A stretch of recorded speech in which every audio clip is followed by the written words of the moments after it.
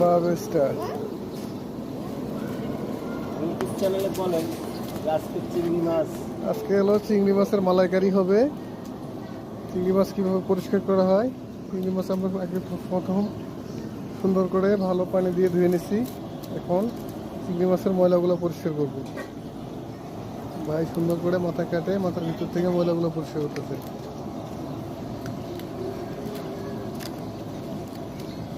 এখন চিংড়ি মাছের দাঁত বের করবো। এই যে দাঁত দেখেন তো ভাই একটা, এই দাঁত ফেলে দিছে।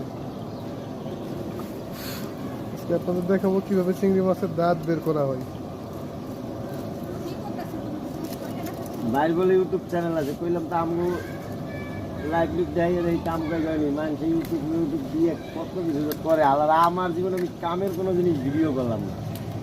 এই যে চিংড়ি মাছের দাঁত, ভাই সুন্দর করে চিংড়ি মাছের দাঁত বের করবে।